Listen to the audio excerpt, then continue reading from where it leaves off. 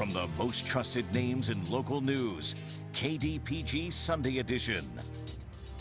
Good morning and welcome to the KDPG Sunday Edition. I'm John Delano. There are still 5 months left until the first votes are cast in the 2020 presidential election.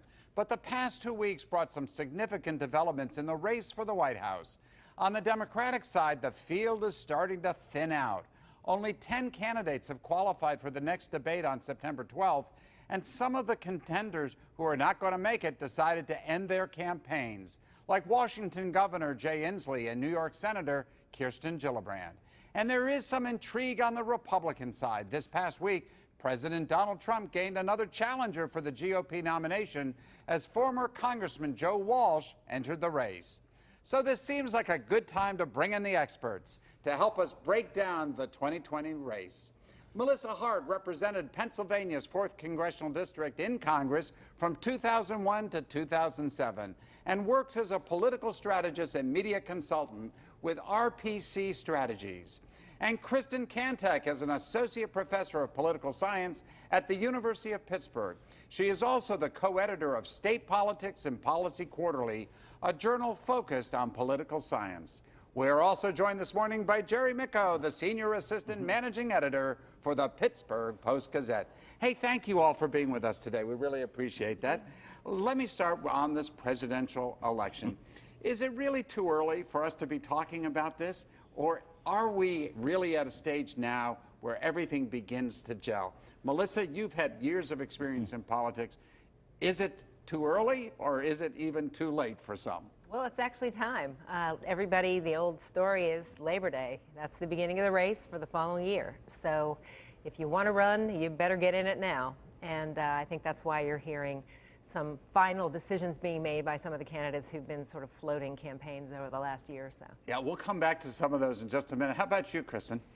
I agree. Yeah, it's time. And we're finding out there was a lot of people showing interest as Democrats, and it's starting to kind of wind down to mostly the most serious candidates.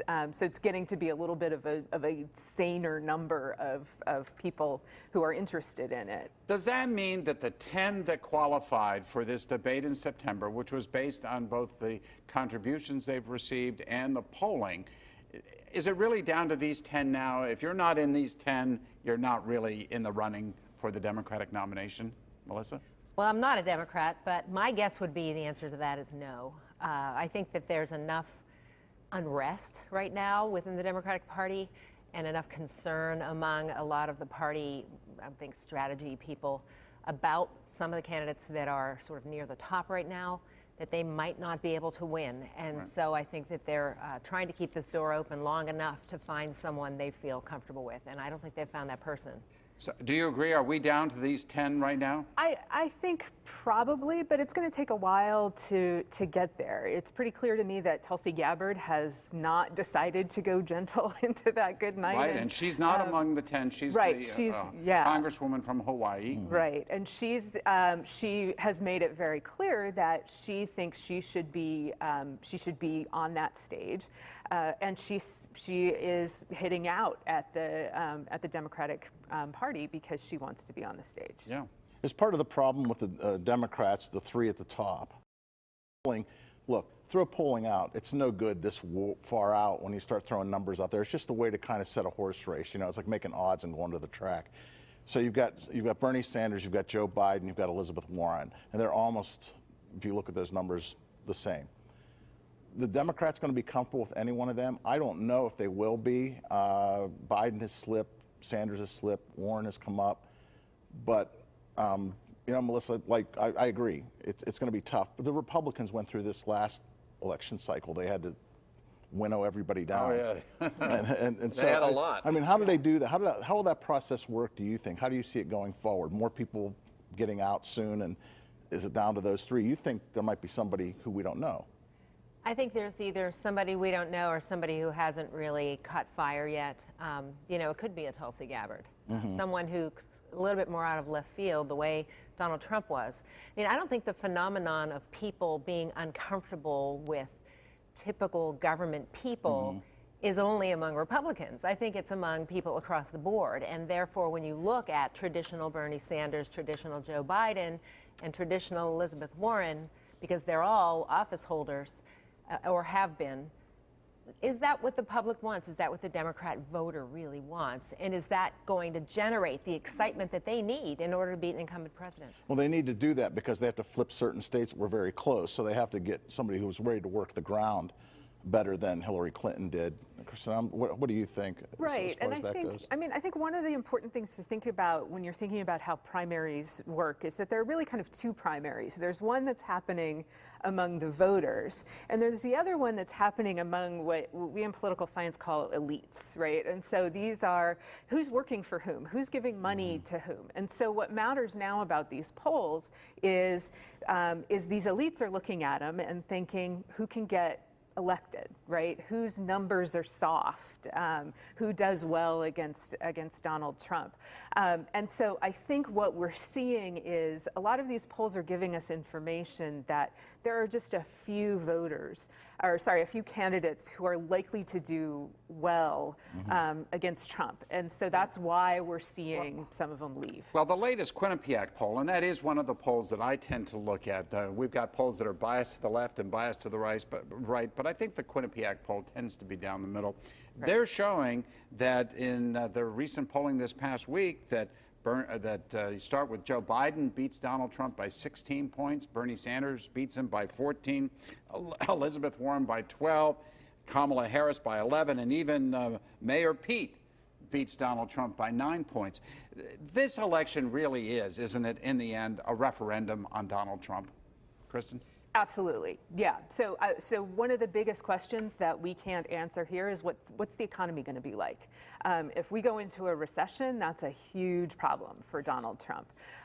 If we don't, then or if it's a minor recession, then all bets are off. You know, it's interesting you mentioned the economy because for the first time in this poll, Donald Trump is getting negative really comments and remarks with respect to the economy.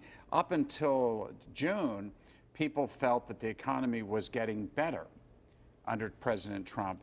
Now, for the first time, 37% say it's getting worse, 31% say it's getting better. It's flipped.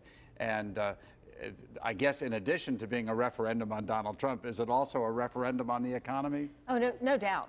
Pocketbook issues have always been one of the primary drivers behind not only who one votes for, but whether one even bothers to go to the polls. So when you look at the economy and the sort of unsettledness of the economy, I mean, that's one snapshot, and in 2 weeks it could be flipped very easily, especially considering what's going on right now with China.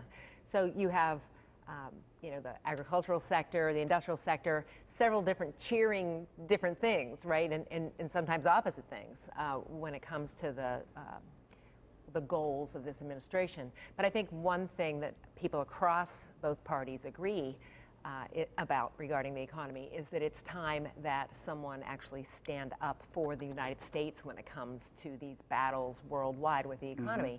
And it's interesting because having served both on the state and federal level, everybody looks at how's my state doing? Are our policies good? Are our policies really what's going to make the difference, or is it a national system? And it's obviously with the tariffs going to be a national issue, and so everybody is going to be watching those with, a lot of anticipation, I think. So when it comes down to it, when you look at the 2020, no matter who the Democrats put up against Donald Trump, and if it's a referendum on Donald Trump, are they going to look and say, I agree, Melissa, it's the economy, but is it Donald Trump? Donald Trump is an interesting guy. Love him or hate him, he certainly is, he makes news. He's got personality. Get that Twitter account 6:30 in the morning, right? And there it is. But is that what they're going to have to find a candidate that can beat him? Yes, that's what they want to do. But is it more a policy thing, or is it more a personality thing at this point? What do you think, Chris? I think it's a lot of both. I think one of the most fascinating things as a political scientist about these views on the economy is that we've never seen them more polarized, right? So Democrats think the economy's doing worse than Republicans do, right? So, and it was the Obama. So to me, that's really fascinating. I think also the other issue about these the poll numbers, and I agree that I think Quinnipiac is the gold standard. But people aren't really thinking about those candidates, right? So the question that they're really answering when you ask them, do you want Donald Trump or Elizabeth Warren? The question they're answering is, do you want Donald Trump or other?